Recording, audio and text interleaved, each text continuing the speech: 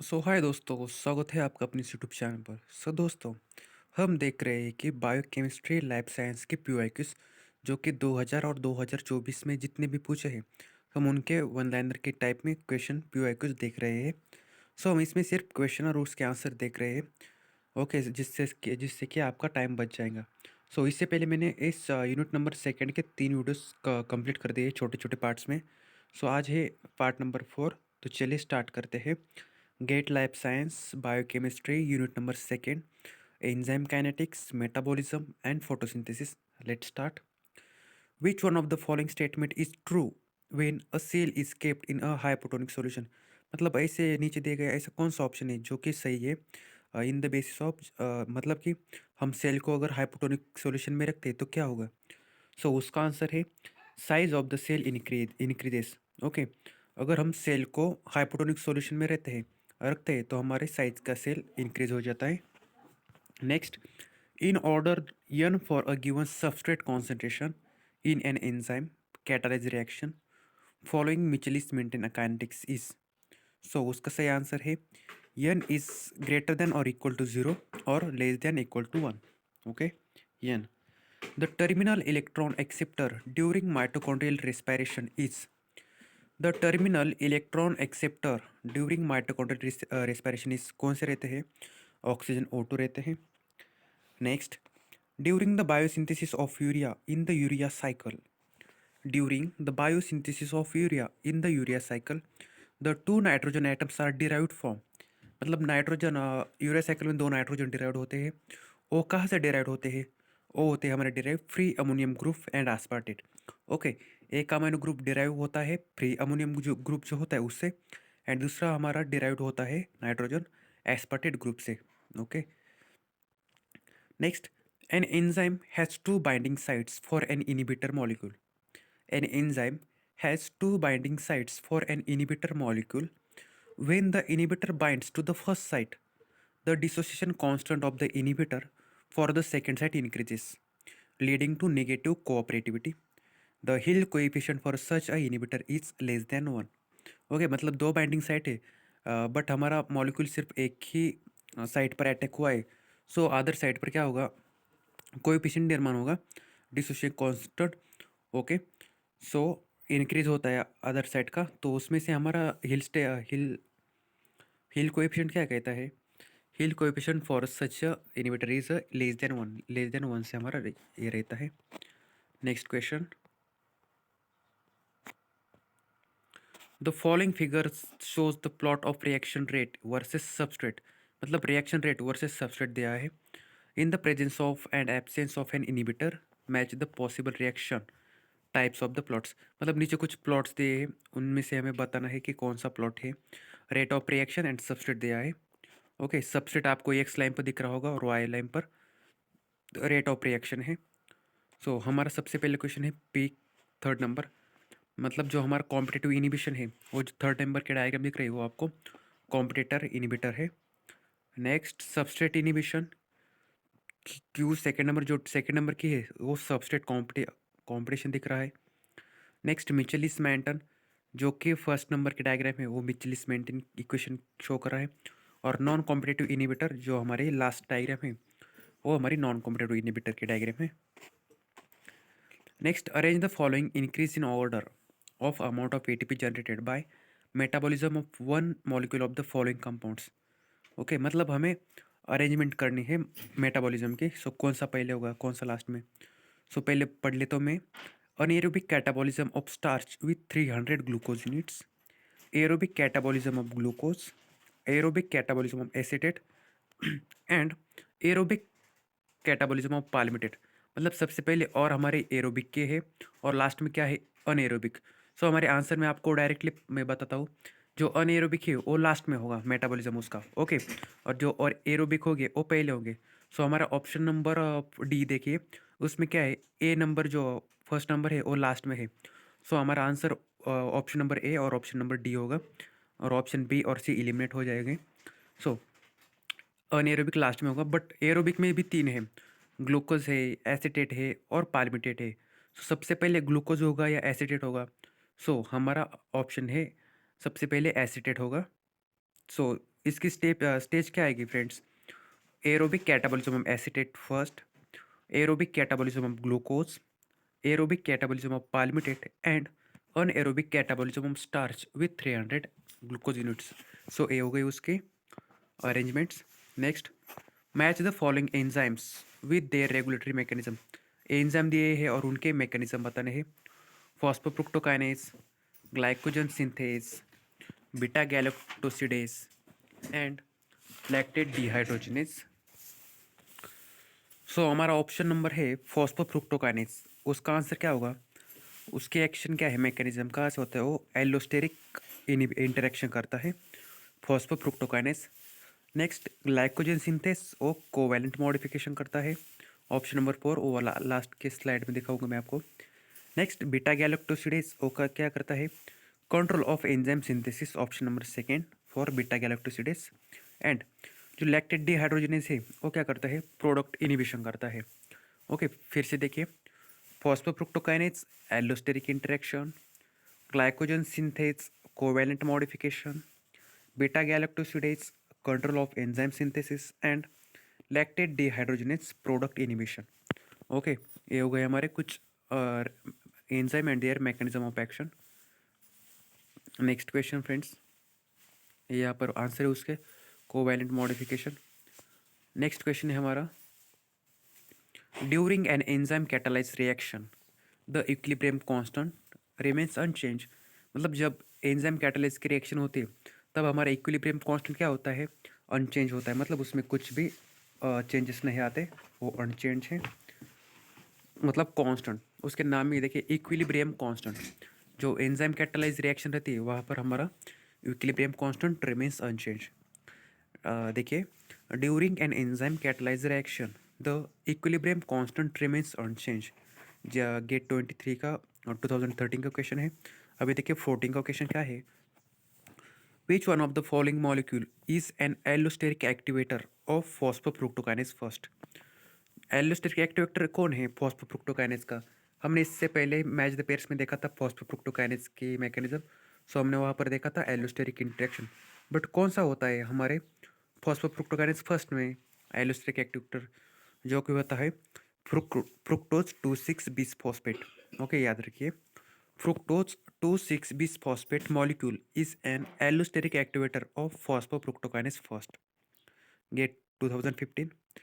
Which one of the following small molecule is a prerequisite for fatty acid oxidation? मतलब fatty acid oxidation के लिए कौन सा molecule प्रीक्विसिट रहता है? जो कि रहता है हमारा कार्निटिन. याद रखिए, carnitine is a small molecule is a prerequisite for fatty acid oxidation. Oxidation of one molecule of glucose via the glycerol phosphate shuttle produces. कितने मोल्स के प्रोडक्शन होते हैं? सो हमारे होते हैं 30 मॉलिक्यूल्स ऑफ एटीपी. आपको एटीपी पर है टिक लगाना है, जो कि NADPH हो हमारे रॉन्ग ऑप्शन है. सो ऑप्शन ए और ऑप्शन सी में आप कंफ्यूज हो जाओगे. बट आपको 1 मॉलिक्यूल दिया है, सो उसका आंसर रहता है हमारा 30. Okay, oxidation of 1 molecule of glucose via the glycerol phosphate shuttle produces 30 molecules of ATP. Next, ribulose 5-phosphate epimerase is involved in which one of the following processes? राइबुलोस कहाँ पर use होता है? पेंटोज फॉस्फेट पाथवे में. राइबुलोस 5-phosphate मतलब क्या है? उसके नाम में देखिए फॉस्फेट है, 5 है, 5 मतलब पेंटोज है. लाइक राइबुलोस 5-phosphate क्या और राइबुलोस पेंटोज फॉस्फेट क्या, एक ही होता है. और राइबोस के कितने कार्बन रहते हैं? हमारे 5. सो यही एंजाइम रहता है, पाथवे रहता है कि जिसमें राइबुलोस 5-phosphate एपिमरेज इन्वॉल्व रहता है. कौन से? पीपीपी में. ओके, मतलब पेंटोज फॉस्फेट पाथवे में. Next, proteolytic enzymes are usually biosynthesized as large inactive precursors known as.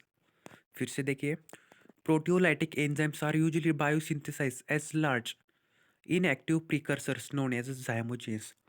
जो प्रोटियोलाइटिक एंजाइम में जो इनएक्टिव प्रिकर्सर रहते हैं उनको क्या बोलते हैं? हम उनको बोलते हैं zymogens.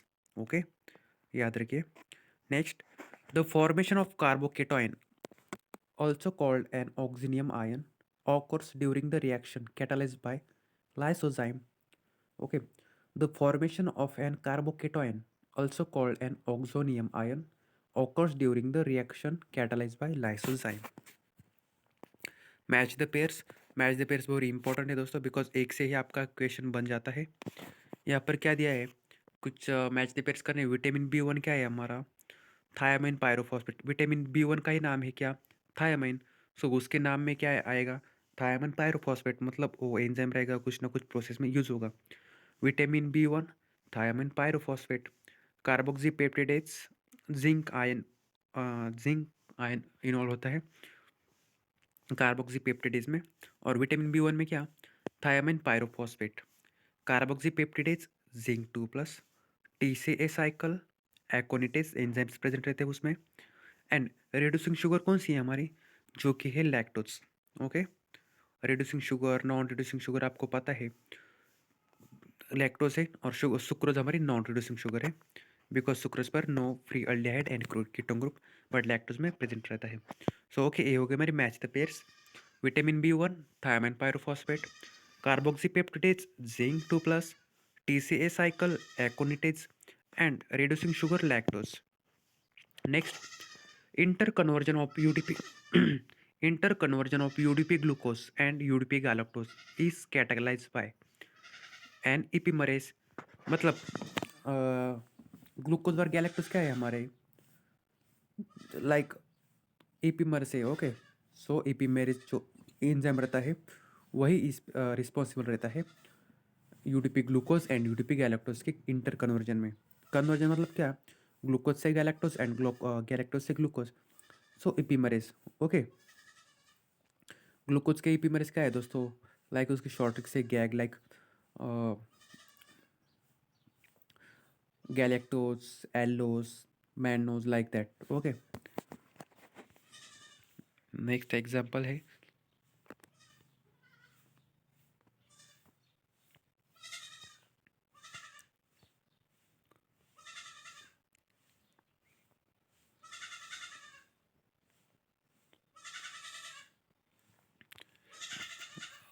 2017 का क्वेश्चन क्या है दोस्तों। हम मैथमेटिकल से एग्जांपल नहीं ले रहे हैं, बिकॉज उसको सॉल्व करना देता है, उसमें टाइम चला जाता है।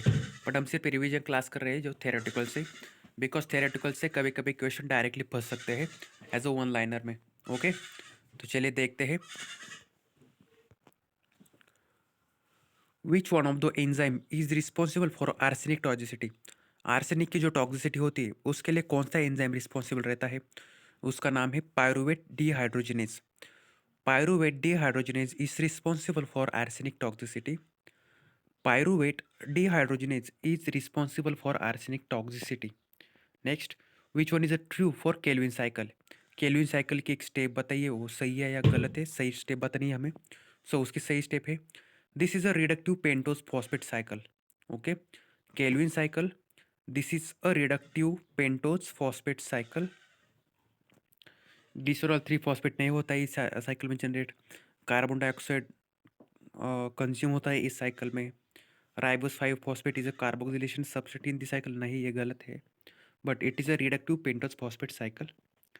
Next question, administration of primaquine causes severe haemolytic anaemia because it. Primaquine का अगर हम ज़्यादा से ज़्यादा एडमिनिस्ट्रेशन करते हैं सो हमें सीवियर हिमोलाइटिक एनीमिया होता है। क्यों होता है, प्राइमाक्विन में ऐसा क्या होता है। सो अगर प्राइमोक्विन लेते हैं so increases the demand for NADPH to a level that cells cannot meet. Okay, मतलब NADPH बहुत डिमांड करता है सेल्स का, सो बट हमारे सेल्स इतना डिमांड फुलफिल नहीं करती, इसकी वजह से वो एनीमिया मतलब हिमोलाइटिक मतलब वो कम हो जाती है। Okay, red blood cells. So administration of primaquine causes severe hemolytic anemia because it increases the demand for NADPH to a level that cells cannot meet. Next, match the pairs. Vitamins and their enzymes and their cofactors बताने हमें। Pyruvate die का pyruvate डिकार्बोक्सिलेज का cofactor कौन है, जो कि है thiamine pyrophosphate. याद रखिए, pyruvate decarboxylase cofactor thiamine pyrophosphate. Next, glyceraldehyde 3 phosphate dehydrogenase, glyceraldehyde 3 phosphate dehydrogenase एग्जा cofactor NAD+। Pyruvate carboxylase biocytin, pyruvate carboxylase biocytin, glucose 6 phosphate dehydrogenase, glucose 6 phosphate dehydrogenase NADP plus. उनमें NADP और NA में आप confuse हो जाएंगे। सो फिर से देखिए, ग्लिसरॉल्डिहाइड 3 फॉस्फेट रहता है, वहाँ पर NAD रहता है, और जहाँ पर ग्लूकोज 6 फॉस्फेट रहता है वहाँ पर NADP रहता है। ओके, ग्लूकोज मतलब ज़्यादा रहेगा और ग्लिसरॉल्डिहाइड मतलब 3 रहेगा। Okay,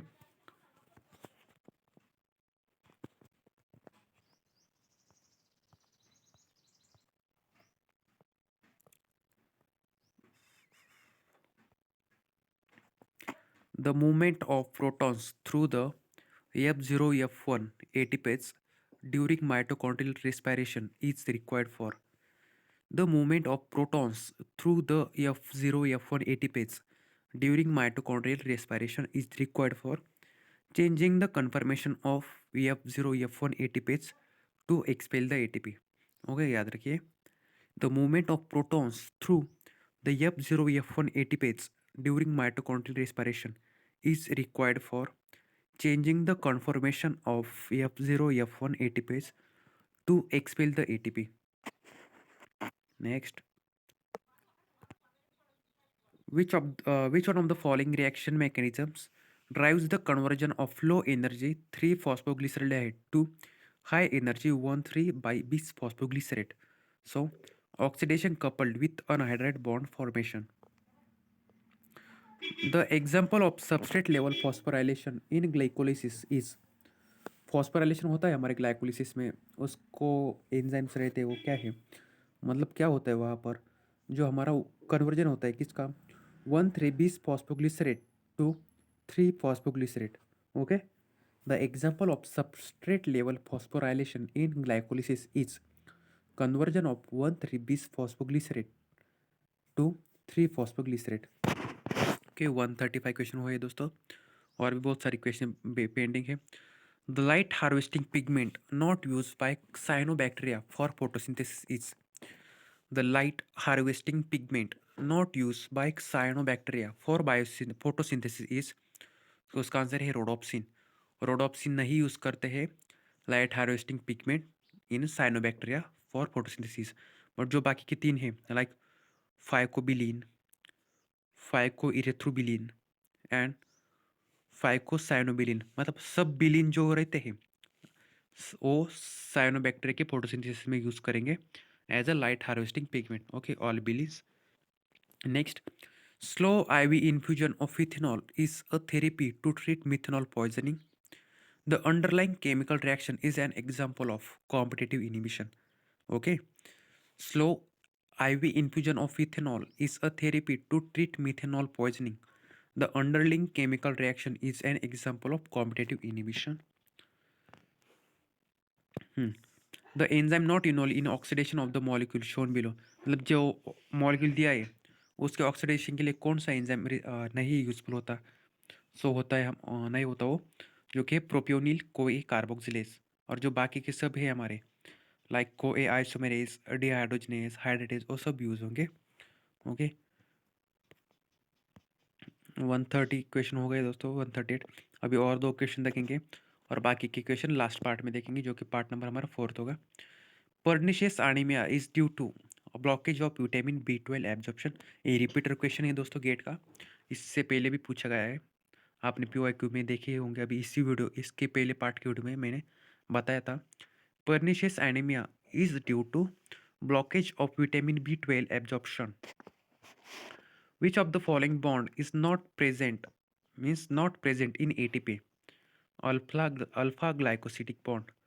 Alpha glycosidic bond is not present in ATP, but like beta glycosidic, phosphoanhydride and phosphoester, all are bond present in adenosine triphosphate. Okay, सो दोस्तों ऐसे वीडियोज़ के लिए इस चैनल पर बने रहिए, और आपके जितने भी गेट के एस्पायरेंट स्टूडेंट हैं लाइक गेट एक्सेल हो गए, गेट BT हो गया, बायोटेक्नोलॉजी हो गए, इन सब के साथ शेयर कर दीजिए, लाइक IIT जाम, ISRO, सब एग्ज़ाम. ओके, तो मिलते हैं नए वीडियो में नए क्वेश्चन के साथ. Thank you. अगर आपने पीछे के वीडियो देखे नहीं होंगे तो प्लेलिस्ट में जाके सब वीडियो देख लीजिए. बिकॉज़ एग्ज़ाम में कभी-कभी डायरेक्टली क्वेश्चन पूछ जाते हैं। Okay, thank you.